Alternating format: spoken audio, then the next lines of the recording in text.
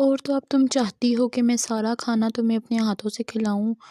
Naughty girl, وہ دوسرا نوالا بناتے ہوئے مسکرایا تھا، جبکہ ڈر سے کانپتے ہوئے یارم نے اسے جتنا کھلایا وہ کھاتی گئی۔ یارم نے اسے اس کی ضرورت کے مطابق کھانا کھلایا اور پھر میڈیسن دینے لگا۔ بیبی اب تم آرام کرو، میں یہیں ہوں تمہارے پاس، وہ اسے بیڈ پر لٹا کر کمبل ٹھیک کرتے ہوئے بولا۔ ڈر کے مارے نیند کی گولی کھانے کے باوجود بھی روح کو نیند ہی نہیں آ رہی تھی۔ یارم اس کی غیر دماغی اچھے سے محسوس کر رہا تھا۔ وہ آہستہ سے اس کے قریب لیٹ کر اس کے بالوں میں انگلیاں چلانے لگا۔ سب کچھ پہلے جیسا ہے روح، سب کچھ بھول جاؤ، کچھ نہیں ہوا، اس کے کانوں میں سرگوشیاں کرتے بولا۔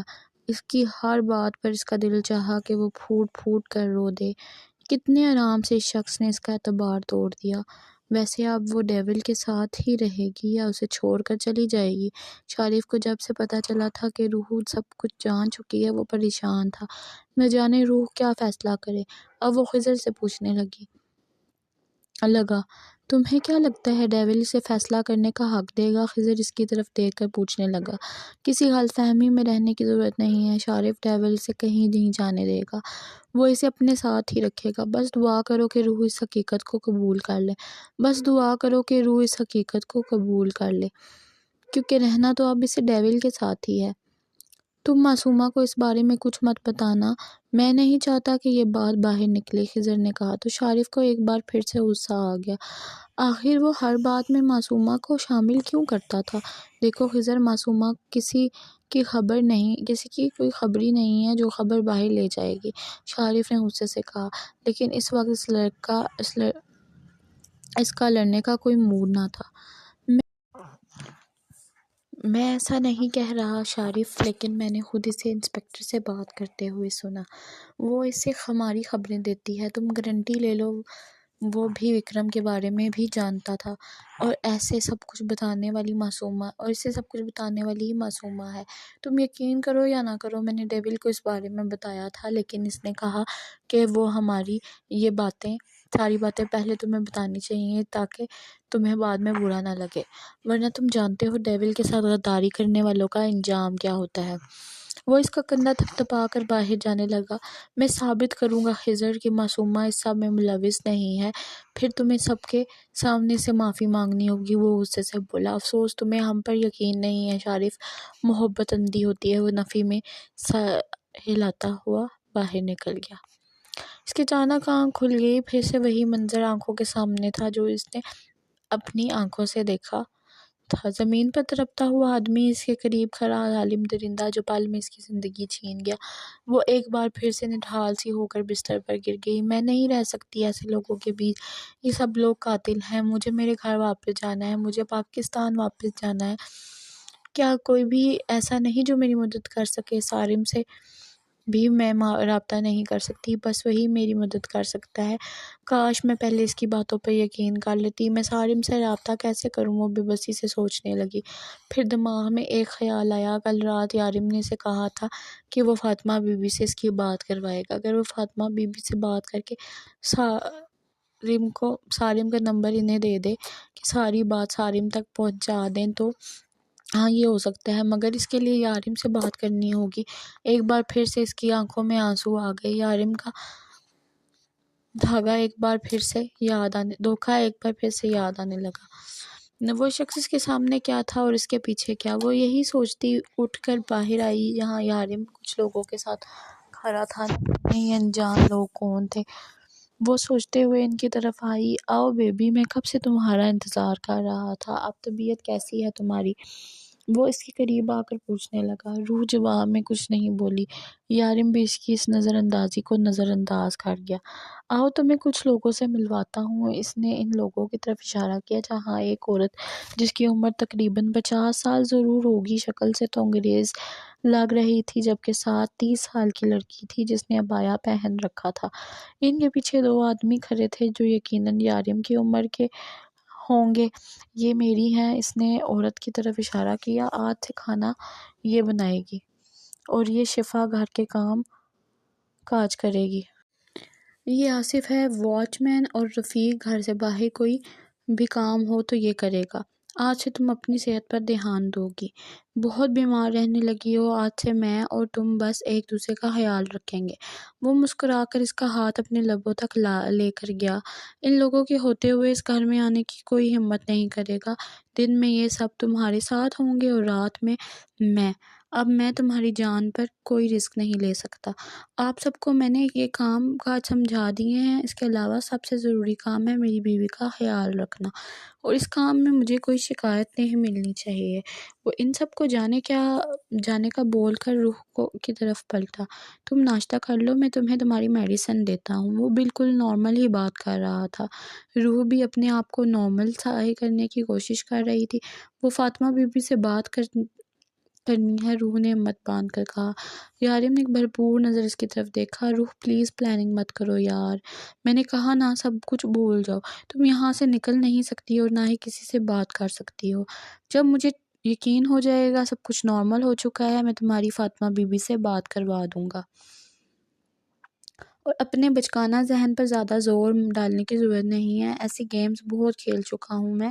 چلو ناشتہ کرو۔ اس کی پلاننگ پر پانی پھیرتا اسے اپنے ساتھ لے کر جانے لگا، جبکہ روح کو سمجھ نہیں آ رہا تھا کہ اس کے دماغ تک اتنی آسانی سے کیسے پہنچ گیا۔ یہ لوگ جو یارم نے اس کے لیے کام پر رکھے تھے، وہ کام کم اور اس کی جاسوسی زیادہ کر رہے تھے۔ میری نے کھانا لا کر اس کے سامنے رکھا جسے اس نے کھانے سے انکار کر دیا۔ صبح تو یارم کے ڈر سے اس نے ناشتہ کیا تھا اور یارم کے علاوہ اس پر کوئی اپنی نہیں چلا سکتا تھا، اس لیے اس نے صاف صاف کھانے سے منع کر دیا۔ ان لوگوں کے ساتھ اس کا رویہ بھی ایسا تھا کہ ایک بات کے بعد وہ دوسری بات نہیں کرتے تھے۔ میم پلیز کھانا کھا لیجئے ورنہ ہمیں سر کو کال کر کے بتانا ہوگا۔ شفا جو کب سے اس کے نخرے برداشت کر رہی تھی، اس کے پاس آ کر بولی، جس کو مرضی بتاؤ، میں تمہارے سر سے نہیں ڈرتی ہوں۔ وہ پتہ نہیں کیوں اتنی اونچی آواز میں بولی تھی، شاید وہ اس پر ظاہر کرنا چاہتی تھی کہ وہ یارم سے نہیں ڈرتی، یا شاید وہ اپنا ڈر کنٹرول کرنے کی کوشش کر رہی تھی۔ میں بھی یہی چاہتا ہوں بیبی کہ تم مجھ سے بالکل بھی نہ ڈرو۔ وہ کب سے اس کے پیچھے آ کر کھڑا ہوا، روح کو پتہ بھی نہ چلا، جبکہ اس کی آواز سن کر دل اتنے زور سے دھڑکا تھا کہ اسے لگا ابھی باہر آ جائے گا۔ اس نے پلٹ کر دیکھنے کی غلطی نہ کی۔ مجھے لگا ہی تھا کہ تم ان لوگوں کی بات مان کر کھانا نہیں کھاؤ گی، اس لیے تو اسپیشلی تمہارے لیے واپس گھر آیا ہوں۔ چلو کھانا کھاؤ۔ اس کا کپ آتا ہاتھ پکڑ کر یارم بے اختیار مسکرایا تھا۔ پھر نہ چاہتے ہوئے بھی روح کچھ بولے بغیر کھانا کھانے لگے۔ اس بار جب یارم نے اسے اپنے ہاتھ سے کھلانے کی کوشش کی، جس پر روح نے باقاعدہ یارم کو اپنے ہاتھ دکھائے تھے، لیکن زبان سے نہیں کہہ پائی کہ میرے ہاتھ ٹوٹتے نہیں ہیں۔ ویسے تم نے مجھے بتایا نہیں اس ڈرامے میں پھر آگے کیا ہوا؟ اس کی برتھ ڈے والے رات وہ یارم کو کسی ڈرامے کی کہانی سنا رہی تھی اور پھر کہا تھا آگے جب آئے گی کس بتاؤں گی۔ یارم کو نہ تو اس کہانی میں انٹرسٹ تھا اور نہ اس ڈرامے میں، کہ کہانی سناتے ہوئے روح اتنی کیوٹ شکلیں بناتی تھی کہ یارم کو وہ کہانی سننے میں بہت مزہ آتا تھا۔ روح اس سے بالکل بات نہیں کر رہی تھی۔ یارم کب سے اس کے قریب بیٹھا ایسے کسی نہ کسی بات پر بولنے پر مجبور کر رہا تھا، مگر ناکام رہا۔ بیبی کب تک چلے گا یہ سب کچھ؟ میں نے کہا نا میں غلط نہیں ہوں، تم ایک بار میں بات سمجھتی کیوں نہیں ہو؟ روح ان لوگوں میں کوئی بھی معصوم نہیں تھا، میں نے کسی معصوم کی جان نہیں لی، بلکہ کتنے معصوم لوگوں کو زندگی کا نشانہ بنایا تھا ان لوگوں نے۔ میں نے انہیں دنیا سے ہٹا کر نیک کام کیا ہے۔ ایسے لوگوں کو دنیا میں رہنے کا کوئی حق نہیں۔ یارم نے دیکھا جانے کب سے اس کے پاس بیٹھی رو رہی تھی۔ روح رونے سے کچھ نہیں ہوتا، یہاں پر بہادر بن کے چلنا پڑتا ہے، کمزور لوگوں کی دنیا میں کوئی اوقات نہیں ہے۔ میں جب یہاں آیا تھا بہت کمزور تھا، اتنا کمزور کہ لوگوں سے بات کرتے ہوئے بھی خوف آتا تھا۔ مجھے اس دنیا میں سب سے زیادہ نفرت اپنے باپ سے تھی، اس لیے میں نے اسے مار ڈالا۔ روح نے بے اختیار اس کی طرف دیکھا، مطلب سارم سچ کہہ رہا تھا، وہ اپنے باپ کا قاتل ہے۔ جانتی ہو روح، میری ماں نے مجھے بچانے کے لیے میرے باپ کے قتل کا الزام خود پر لے لیا، میں نے نہیں بچایا تھا اسے۔ میری ماں نے مجھے بچانے کے لیے نہ جانے زندگی کے کتنے سال جیل میں کاٹے۔ وہ مجھے نیک انسان بنانا چاہتی تھی، ایک اچھا قابل انسان، لیکن جب اسے پتہ چلا کہ میں یہ کام کرتا ہوں، میری ماں نے مجھے چھوڑ دیا۔ وہ میری شکل بھی نہیں دیکھنا چاہتی تھی۔ وہ کہتی تھی جس دن میں یہ سب کچھ چھوڑ دونگا وہ مجھے مسکرا کر گلے لگا لے گی۔ وہ بھی تمہاری طرح ہے، بہت ضدی، لیکن تمہاری طرح وہ بھی یہ نہیں سمجھتی کہ میں کچھ غلط نہیں کر رہا۔ اسے تو میں نے اپنی زندگی سے دور جانے دیا، لیکن تمہیں نہیں جانے دوں گا۔ وہ تو مجھے چھوڑ کر چلی گئی روح، لیکن تمہیں کہیں نہیں جانے دوں گا۔ تمہیں میرے پاس رہنا ہوگا۔ تمہیں یاد ہے نا، یاد ہے نا، تم نے مجھ سے وعدہ کیا تھا کہ تم مجھے کبھی چھوڑ کے نہیں جاؤ گی۔ تو پھر کیوں اپنا وعدہ توڑنا چاہتی ہو روح؟ تم کہیں نہیں جا سکتی، کہیں بھی نہیں۔ بھول جاؤ سب کچھ، سب کچھ بھول جاؤ، جو بھی ہوا، جو بھی تم نے دیکھا، ہر ایک بات اور اگر نہیں بھول سکتی نہیں تو سمجھوتا کرو۔ ویسے بھی عورتیں کتنی باتوں میں سمجھوتا کرتی ہیں، تم بھی کر لو۔ ارے انسان اپنی زندگی میں اپنے پیاروں کو بھول جاتا ہے، تم صرف ایک بات نہیں بھول سکتی۔ بھول جاؤ روح، اور یہ رونا دھونا بند کرو۔ یہاں کمزور لوگوں کی کوئی اوقات نہیں ہے، یہاں صرف طاقتور لوگوں کی چلتی ہے۔ اس کے قریب بیٹھا اسے سمجھانے لگا، جبکہ روح مسلسل روئی جا رہی تھی۔ پھر جیسے تھک کر اسے دیکھتے ہوئے بولی، ڈر نہیں لگتا، ترس نہیں آتا، انسانیت نہیں جاگتی آپ کی جب کسی کو اس طرح بے دردی سے مارتے ہیں آپ؟ روح نے روتے ہوئے پوچھا، آخر آپ انسان ہی ہیں نا، انسانیت نہیں ہے آپ میں؟ رحم، ترس، ہمدردی، کیا ایسا کچھ بھی نہیں ہے آپ میں؟ روح چلا چلا کے تھک چکی تھی، کہ یارم اس کے سامنے پرسکون انداز میں بیٹھا ہوا اسے سن رہا تھا۔ بس اتنا ہی یاد، اور بھی کچھ بولنا ہے؟ یارم کے کہنے پر اس نے سر جھٹکا۔ پھر بعد میں یہ مت کہنا کہ میں نے تمہیں بولنے کا موقع نہیں دیا۔ وہ اس کی بات کو مذاق میں ڈال رہا تھا۔ ہم ہر روز ڈسکوری چینل دیکھتے ہیں جس میں ایک شیر ایک بکری کا پیچھا کر رہا ہوتا ہے۔ اسے دیکھ کر ہر انسان دعا مانگتا ہے کہ وہ بکری کسی نہ کسی طرح سے بچ جائے، جبکہ وہ شیر ہر ممکن طریقے سے اسے پکڑنے کی کوشش کرتا ہے۔ اس کا مقصد بکری کی جان لینا نہیں، بلکہ اپنی بھوک مٹانا ہوتا ہے، مگر وہ انسان نہیں ہوتا نا، اس لیے سمجھ نہیں سکتا۔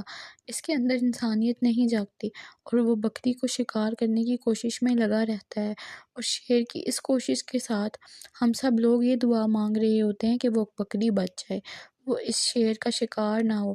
پھر بکری کے بچتے ہی ہم لوگ خوشی سے تالیاں بجانے لگتے ہیں اور ٹی وی بند کر دیتے ہیں، اور پھر ہم ایک بکری کو ذبح کر کے بریانی کھاتے ہیں۔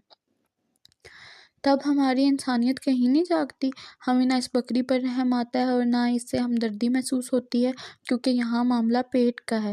تمہیں پتہ ہے ڈسکوری پہ اس بکری کو شکار ہوتے دیکھ کر بھی اصل میں ہمیں اس بکری پر ترس نہیں آتا، بلکہ ہم شیر سے نفرت کرتے ہیں، کیونکہ ہم اس شیر کا کچھ بگاڑ نہیں سکتے نا، اس لیے اس طرح ترس، ہمدردی اور رحم کی تقریریں کرتے ہیں۔ یارم نے جھنجھلاتے ہوئے کہا، انسان ہے نا، انسانیت کی باتیں تو کریں گے ہی۔ یارم کے ڈمپل نمایاں ہوئے تھے۔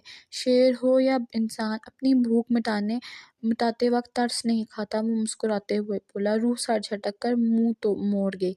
تو کیا کسی کی جان لے کر آپ اپنی بھوک مٹاتے ہیں؟ کیا سارم کی بات سچ ہے کہ آپ درندے ہیں؟ کسی کا خون دیکھ کر آپ کو سکون ملتا ہے؟ وہ روتے ہوئے بولی، مجھے اچھے لوگوں سے ہمدردی ہوتی ہے روح، کسی کے ساتھ برا ہوتے دیکھ کر میری انسانیت جاگتی ہے۔ ہاں، میری انسانیت جاگنے کا انداز تھوڑا الگ ہے، لیکن یقین کرو روح، میرے اندر دکھاوے کی انسانیت نہیں ہے۔ اس دنیا سے برائی مٹا کر میرا درندہ سکون میں رہتا ہے۔ وہ سارم جو کہتا ہے کہ وہ انڈر ورلڈ کو اکھاڑ دے گا صرف دکھاوے کے لیے، اسے صرف میڈل چاہیے، اپنی یونیفارم پہ ستاروں کے علاوہ اسے کچھ نہیں چاہیے، اور یہ سب کچھ پروموشن کے لیے کرتا ہے۔ لیکن میرے اندر انسانیت ہے، میں انسانیت کے لیے کرتا ہوں، میں کچھ غلط نہیں کرتا روح، اور یہ کام میں چھوڑ نہیں سکتا، کسی کے لیے بھی نہیں، تمہارے لیے بھی نہیں۔ تمہیں مجھے اسی طرح سے قبول کرنا ہوگا۔ وہ اسے اداس نہیں کرنا چاہتا تھا، وہ تو بس اس کی مسکراہٹ واپس لانا چاہتا تھا، لیکن شاید وہ اس کی باتوں کو سمجھنے کے لیے تیار ہی نہ تھی۔ اس کی نظروں میں یارم قاتل تھا۔ روح پلیز میری طرف سے یوں نفرت سے نظر نہ پھیرو، میں جی نہیں پاؤں گا۔ آئی لو یو، ہائے میری طرف دیکھو۔ آئی لو یو، یارم نے بہت محبت سے کہا۔ مگر اب میں نہیں کرتی، وہ چلائی تھی اور بھاگ کر اندر چلی گئی۔ لیکن تمہیں کرنی ہوگی، تمہیں مجھ سے محبت کرنی ہوگی روح، وہ پاگلوں کی طرح کہتا، شیشے کے میز پر ہاتھ مارتا۔ اسے کئی ٹکڑوں میں تقسیم کر چکا تھا۔ روح کو ساری رات ایک سیکنڈ بھی نیند نہ آئی۔ ایک عجیب سا ڈر اسے گھیرے ہوئے تھا۔ یارم نے کہا تھا کہ وہ اپنی کمزوری کو ختم کرنے میں وقت نہیں لگائے گا، اور روح یارم کی کمزوری ہے، یعنی وہ اسے بھی مار سکتا ہے۔ وہ ہر تھوڑی دیر کے بعد اٹھتی اور یارم کو دیکھتی جو شاید گہری نیند سو رہا تھا۔ اسے اس کمرے میں گھن ہونے لگی تھی۔ وہ ایک قاتل کے ساتھ اس کی بیوی بن کے کیسے رہ سکتی تھی؟ اسے کسی بھی حالت میں سارم تک پہنچنا ہوگا۔ اس لیے ایک بار یارم کے قریب سے اٹھنے کی کوشش کی۔ جب یارم نے اس کا ہاتھ پکڑ لیا، کہاں جا رہی ہو تم روح؟ تمہاری طبیعت تو ٹھیک ہے نا؟ فوراً اسے اٹھ کر اسے فکر مندی سے دیکھنے لگا۔ میں بالکل ٹھیک ہوں۔ اس نے یارم کے ہاتھ اپنے چہرے سے جھٹکے۔ یارم بھی یقینی سے اسے اپنے ہاتھوں کو دیکھا۔ روح کو اندازہ ہو گیا تھا کہ یارم کو اس کی یہ حرکت بری لگی ہے۔ وہ مجھے یہاں گھٹن سی ہو رہی ہے، میں باہر جا رہی ہوں۔ اس نے اس کو غصے میں دیکھ کر صفائی پیش کی۔ یارم ہاں میں گردن ہلاتا اس کے ساتھ اٹھا۔ چلو آؤ باہر تھوڑی دیر ٹھنڈی ہوا لو، بہتر محسوس کرو گی۔ یارم نے اسے اٹھاتے ہوئے کہا نہیں آپ کریں، میں چلی جاؤں گی۔ نہیں آپ آرام کریں، میں چلی جاؤں گی۔ وہ تھوڑی دیر یارم سے دور جانے کے لیے تو باہر جا رہی تھی، اب وہاں بھی یارم اس کے ساتھ آنا چاہ رہا تھا۔ آرام گیا بہار میں، اس وقت میری روح کو میری ضرورت ہے۔ یارم نے اس کا گال چومنا چاہا جب روح پیچھے ہو گئی، لیکن اگلے ہی لمحے روح کے بال یارم کی مٹھی میں تھے۔ روح درد سے کرا رہی تھی۔ میں نے کہا تھا نا یہ غلطی دوبارہ مت کرنا، تمہیں ایک بار میں سمجھ نہیں آتا؟ کہا نا بھول جاؤ سب کچھ، لیکن تم سمجھتی ہی نہیں ہو روح۔ میری جان مجھے مجبور مت کرو، میں اپنے طریقے سے سمجھاؤں تمہیں۔ وہ اس کی بال چھوڑ کر محبت سے اس کا چہرہ پکڑ کر بولا، روح سمجھنے کی کوشش کرو، میں تمہیں کھونا نہیں چاہتا۔ اگر تم بھی مر گئی تو میرا کیا ہوگا؟ اس کی گردن پہ ہاتھ پھرتا آہستہ آہستہ سہلا رہا تھا، بالکل ویسے ہی جیسے کسی جانور کی گردن کاٹنے سے پہلے اسے سہلایا جاتا ہے۔ مجھے سونا ہے، وہ مشکل بول پائی کیونکہ یارم کا ہاتھ اب بھی اس کی گردن پر تھا۔ جلدی سے ٹھیک ہو جاؤ، میں تمہیں ایسے بیمار نہیں دیکھ سکتا۔ وہ اسے چھوڑ کر دوبارہ بیڈ پہ آ لیٹا۔ اب روح میں اتنی ہمت نہ تھی کہ باہر جاتی۔ یارم وہ دوسری طرف کروٹ لیے ہوئے تھا جب روح نے پکارا، ہاں بیبی بولو۔ وہ اس کی طرف کروٹ لے کر بولا، شونو مر گیا کیا؟ وہ منمنائی تھی، مجھے پہنچنے میں دیر ہو گئی تھی روح، اس وقت مجھے صرف تمہارا خیال آ رہا تھا۔ یارم ابھی بول ہی رہا تھا کہ روح دونوں ہاتھوں میں چہرہ چھپا کر رونے لگی۔ آپ کی وجہ سے ہوا ہے سب کچھ، آپ کی وجہ سے شونو مر گیا، میں آپ کو کبھی معاف نہیں کروں گی۔ وہ سو سو کرتی رو رہی تھی جب یارم نے اس کا ہاتھ کھینچ کر اپنے قریب کر لیا۔ یارم کے گلے رکھ کر پھوٹ پھوٹ کر رو دی۔ یارم نے بھی اسے چپ کروانے کی کوشش نہیں کی کیونکہ وہ جانتا تھا یہ آنسو صرف شونو کے لیے نہیں ہیں بلکہ اس تکلیف کے بھی ہیں جو یارم کی وجہ سے اسے ملی تھی۔ یارم کی باہوں میں روتے روتے نہ جانے کب اس کی آنکھ لگ گئی۔ صبح اذان کے وقت اس کی آنکھ کھلی۔ نماز ادا کرنے کے بعد وہ دعا میں نہ جانے کتنی دیر روتی رہی۔ مجھے صحیح راستہ دکھا یا اللہ، میرے لیے بہترین کر، میں اور آزمائشیں نہیں سہ سکتی، مجھے صبر دے۔ وہ لاکھ غلط صحیح، لاکھ گناہگار صحیح، یا اللہ میں یارم کو کھونا نہیں چاہتی، یا اللہ اسے سیدھا راستہ دکھا، اسے صحیح کر دے۔ وہ نہ جانے کتنی دیر اپنے رب سے دعا کرتی رہی۔ نماز ادا کر کے وہ کافی پرسکون ہو چکی تھی۔ وہ واپس بیڈ پر آئی جہاں یارم پرسکون نیند سو رہا تھا۔ اس نے چاروں کل پڑھ کر یارم پہ پھونک ماری۔ وہ اس سے غصہ تھی، وہ اس سے بات نہیں کرنا چاہتی تھی، اس کے قریب نہیں رہنا چاہتی تھی، لیکن اس سے نفرت نہیں کرتی تھی۔ وہ کیسے انسان سے نفرت کر سکتی تھی جس نے اسے محبت کا مطلب سمجھایا تھا۔ وہ ایک بار پھر سے بیڈ پر لیٹ گئی اور یارم کو دیکھنے لگی۔ وہ سوتے ہوئے کتنا پیارا لگتا تھا۔ 2 دن پہلے تو وہ اسے جاگتے ہوئے بھی بہت پیارا لگتا تھا۔ اسے دیکھتے دیکھتے نہ جانے کب روح کی پھر سے آنکھ لگ گئی۔ میری جان اٹھ جاؤ یار، کب سے جگا رہا ہوں میں تمہیں، اٹھ جاؤ یار، مجھے کام پہ جانا ہے۔ اس کے بالوں میں انگلیاں چلاتا بڑے پیار سے جگا رہا تھا۔ روح نے ذرا سی آنکھیں کھول کر اسے دیکھا، اور میرا بچہ نیند خراب کر دی، میں نے، تم خود ہی تو بتاؤ میں کیا کروں، جب تک تم مجھے پیار سے نہیں بھیجو گی میں کیسے جاؤں گا کام پر۔ ابھی بھی تک اسے جگانے کی کوشش کر رہا تھا جبکہ روح سوئی جاگتی کیفیت میں اسے دیکھ رہی تھی۔ پھر اچانک اٹھ کر بیٹھ گئی، تمہاری نیندیں کسی دن میری جان لے لیں گی، جلدی سے فریش ہو کر آؤ، میں تب تک ناشتہ لگاتا ہوں۔ آج تمہارے کورس کا آخری دن ہے، بس آج آخری دن تم یہ میڈیسن کھاؤ، پھر تم آزاد۔ مجھے پتہ ہے تمہیں یہ سب کھانا بالکل بھی پسند نہیں ہے، لیکن مجبوری ہے، صحت کا تو خیال رکھنا پڑے گا۔ جلدی سے باہر آؤ۔ وہ اس کا گال چومتا اٹھ کر باہر چلا گیا۔ وہ کتنی ہی دیر دروازے کو گھونٹتی رہی۔ اس نے سارم تک پہنچنا تھا، کیسے بھی وہ بھی یارم کو شک ہونے دیے بغیر۔ وہ فریش ہو کر باہر آئی تو یارم ناشتہ لگا چکا تھا۔ اب تک ناراض ہو مجھ سے؟ ناشتے کے دوران یارم نے پوچھا۔ وہ جواب میں کچھ بھی نہیں بولی۔ ناشتے سے فارغ ہو کر اس نے خود ہی اپنی میڈیسن لے لی۔ جاتے وقت نہ جانے یارم کتنی دیر سے پکارتا رہا۔ جانتی تھی کہ وہ اسے کیوں پکار رہا ہے، لیکن وہ باہر نہ گئی، بلکہ دوسرے کمرے میں آ کر اندر سے دروازہ بند کر لیا۔ یارم کب گیا اسے پتہ بھی نہ چلا۔ یارم کام پر آیا اور سب سے پہلے اس نے فرقان کو قیمتی سے قیمتی تحفہ بھیجنے کو کہا۔ اب فرقان اس کا ساتھی تھا۔ فرقان اگر وقت پر یہ خبر نہ دیتا کہ وکرم دادا کہاں ہے اور روح کو اس نے کہاں رکھا ہے، شاید وہ ٹائم پر اس کے پاس نہ پہنچ پاتا۔ فرقان نے وکرم کے ساتھ غداری کر کے یارم کے ساتھ دوستی کا ہاتھ بڑھایا تھا، کیونکہ فرقان سمجھ چکا تھا کہ یارم وکرم سے اوپر ہے۔ اسی لیے اس نے وقت پر پارٹی بدل کر یارم کو خبر پہنچا دی۔ لیکن یارم کی نظروں میں اس کی کوئی اہمیت نہ تھی، کیونکہ اس کا ماننا تھا جو کتا اپنے مالک کا نہیں ہو سکتا وہ کسی اور کے ساتھ کیا وفاداری کرے گا۔ لیکن یہاں معاملہ روح کا تھا، اس لیے اس نے فرقان پر کوئی احسان نہیں رکھنا تھا۔ جس کے آرڈر کے مطابق خضر نے گردن ہاں میں ہلائی اور باہر نکل گیا۔ اس کے جاتے ہی شارف یہاں آیا۔ ڈیول، کیا میں تھوڑی دیر تمہارے گھر چلا جاؤں روح سے ملنے کے لیے؟ اس نے آ کر یارم سے پوچھا۔ وہ مجھ سے نہیں ملتی تو تم سے کہاں ملے گی؟ یارم نے مسکرا کر کہا۔ ڈونٹ وری، اگر بات مجھ پر آئی تو سارا الزام تم پر لگا دوں گا۔ میں اس سے کہوں گا میں بالکل بے گناہ ہوں، میں نے کچھ نہیں کیا، مجھ سے جو بھی کروایا ہے وہ تمہارے شوہر نے کروایا ہے۔ میں تو معصوم سا بچہ ہوں جس کو تم لوگوں نے ان کا منہ میں لگا دیا اور پھر نہ جانے کیا کیا اس سے الٹے سیدھے کام کروائے۔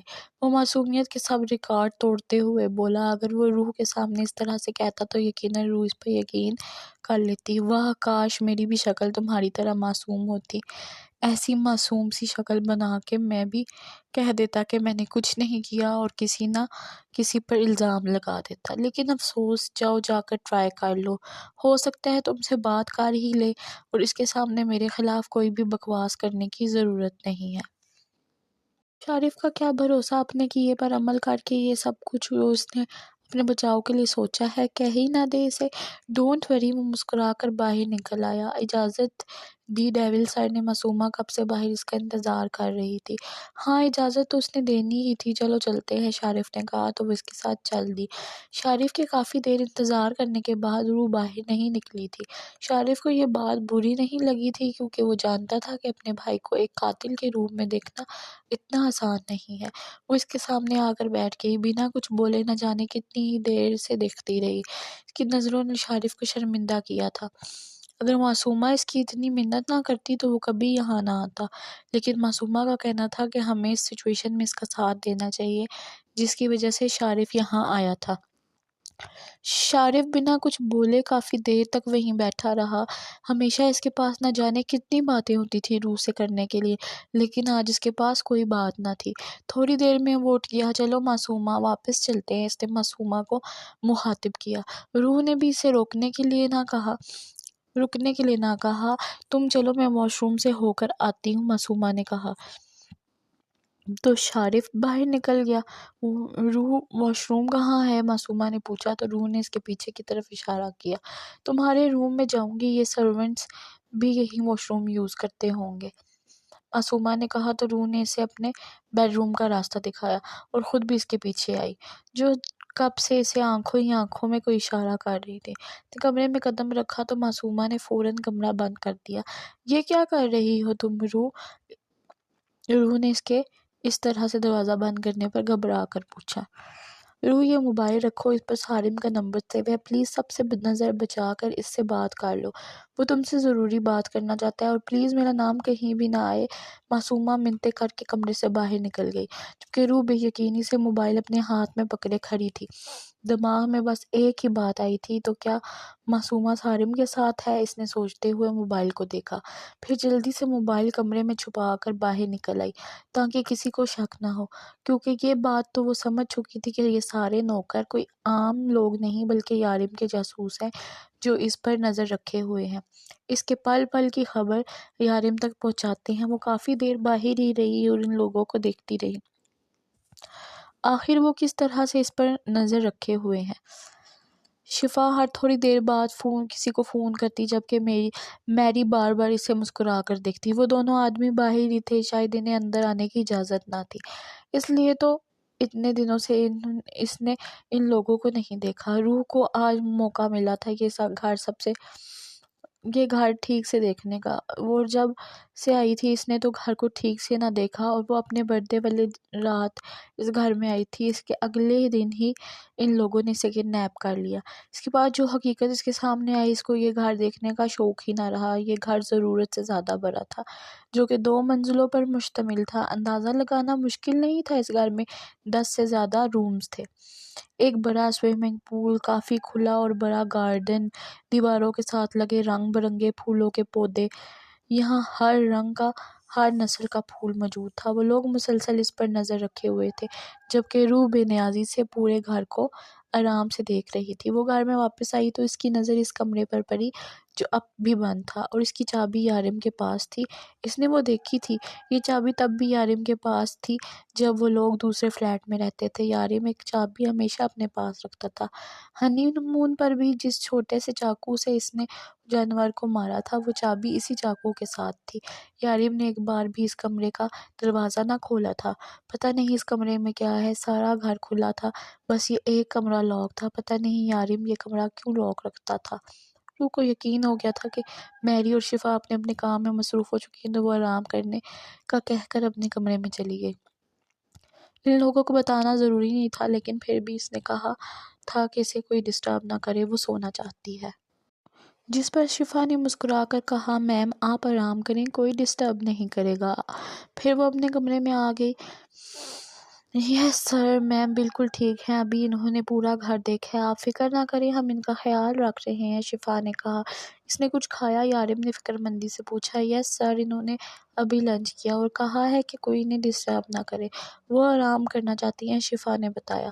ہاں ٹھیک ہے، تم لوگ اسے بالکل ڈسٹرب مت کرنا۔ یارم نے مطمئن ہو کر فون رکھا۔ آج کل روح رات کو بھی سکون سے نہیں سوتی تھی، جس کی وجہ سے اس کی طبیعت ٹھیک نہیں تھی۔ یارم بھی یہی چاہتا تھا کہ روح آرام کرے اور بالکل ریلیکس ہو جائے۔ وہ اس پر بالکل غصہ نہیں کرتا تھا اور نہ ہی کسی چیز کو لے کر ٹینشن لینے دیتا تھا۔ وہ جانتا تھا کہ روح آہستہ آہستہ ہی صحیح، لیکن اس حقیقت کو قبول کر لے گی کہ یارم کیا ہے۔ یارم چاہ کر بھی اس سے دور نہیں رہ سکتا تھا۔ وہ جانتا تھا کہ وہ روح کو تکلیف تو پہنچا رہا ہے، وہ اسے اپنے ساتھ زبردستی رہنے پر مجبور کر رہا ہے، اس معاملے میں وہ خود بھی مجبور تھا۔ وہ کمرے میں آئی اور چھپایا ہوا فون نکالا اور فون میں موجود ایک ہی سیو نمبر پر کال کرنے لگی، جو اگلے ہی سیکنڈ اٹھا لی گئی۔ ہیلو روح، تم ٹھیک ہو نا؟ سارم نے کہا۔ روح اس کے جواب میں کچھ نہ بول پائی۔ روح تم ٹھیک ہو نا؟ سب کچھ ٹھیک ہے نا؟ یارم نے تمہیں کچھ کہا تو نہیں؟ سارم نے فکر مندی سے پوچھا۔ نہیں میں ٹھیک ہوں، روح اتنا ہی بولی۔ کاش تم میرا یقین کر لیتی روح، میں نے تمہیں بتایا تھا کہ وہ انسان، وہ کیسا شخص ہے، لیکن میں سمجھ سکتا ہوں ایک عام سی لڑکی کے لیے اس کے شوہر کی حقیقت برداشت کرنا بہت مشکل ہوتا ہے۔ میں تمہاری فیلنگ سمجھتا ہوں روح، میں سمجھتا ہوں اس وقت تم کس تکلیف سے گزر رہی ہو، لیکن تم فکر مت کرو، سب کچھ ٹھیک ہو جائے گا۔ تم بس مجھے یہ بتاؤ کہ یارم نے تمہیں کہاں رکھا ہے؟ میں تمہارے فلیٹ میں بھی گیا تھا، لیکن اب وہاں کوئی نہیں رہتا۔ آخر یارم تمہیں کہاں لے گیا ہے؟ میں نہیں جانتی کہ یہ جگہ کہاں ہے، بس ایک بہت بڑا گھر ہے، روح نے جواب دیا۔ معصومہ شارف کے ساتھ تمہارے گھر جانے والی تھی تمہیں فون دینے کے لیے۔ ہاں شاید اب معصومہ میری مدد کر سکے، وہ تمہارے گھر گئی تھی نا، اس نے اب تک میری بہت مدد کی ہے۔ اگر معصومہ میری ہیلپ نہ کرتی تو بہت پرابلم ہو جاتی، لیکن جب سے معصومہ تمہارے گھر سے گئی ہے اس کے بعد میرا اس سے رابطہ نہیں ہوا۔ اس نے بس مجھے میسج کر کے بتایا تھا کہ وہ فون تم تک پہنچا چکی ہے۔ صارم نے بتایا، مجھے یہاں سے نکلنا ہے، مجھے پاکستان واپس جانا ہے، پلیز میری مدد کریں، مجھے میرے گھر جانا ہے، میں یہاں ان لوگوں کے ساتھ نہیں رہ سکتی، یہ انسان نہیں حیوان ہے۔ یارم نے میرے سامنے اس آدمی کی جان لے لی، وہ کہتے ہوئے پھوٹ پھوٹ کر رو دی۔ روح پلیز رونا بند کرو، میں تمہاری فیلنگ سمجھتا ہوں، تم فکر مت کرو، میں تمہیں وہاں سے نکالوں گا اور آئی پرومس میں تمہیں پاکستان واپس بھجوا دوں گا، لیکن اس کے لیے تمہیں میری مدد کرنی ہوگی۔ کیسی مدد؟ روح نے پوچھا۔ دیکھو روح، یہاں یارم کے خلاف گواہی کوئی نہیں دے گا، لیکن تم نے اسے قتل کرتے ہوئے دیکھا ہے، میں تمہیں گواہ کے طور پر عدالت میں پیش کرنا چاہتا ہوں، صارم نے اسے سمجھاتے ہوئے کہا۔ میں کیسے؟ روح پریشانی سے بولی۔ روح تم نے دیکھا نا اس نے کس طرح سے تم کسی کی جان لی، میں جانتا ہوں وہ شخص کوئی معصوم انسان نہ تھا، بلکہ وہ بھی اس کی دنیا کا ایک حیوان تھا، لیکن ہمارا معاشرہ ایک انسان کو دوسرے انسان کی جان لینے کی اجازت نہیں دیتا۔ دیکھو روح، یارم کو جب میں نے پچھلی بار گرفتار کیا تھا تب اس کے خلاف میرے پاس ایک ریکارڈنگ تھی جس میں اس نے کچھ لوگوں کا قتل کیا تھا، لیکن بہت ہی ہوشیاری سے وہ ویڈیو مجھ سے لے گیا۔ ویڈیو آج بھی اس کے پاس موجود ہے، وہ کبھی ایسی چیز ضائع نہیں کرتا۔ تم اس کے گھر میں رہتی ہو، اس کے ساتھ، تمہیں بس وہ ویڈیو ڈھونڈنا ہے۔ اس ویڈیو کے علاوہ ایک فائل ہے جس میں یارم اپنے سارے کالے کارنامے سیو رکھتا ہے۔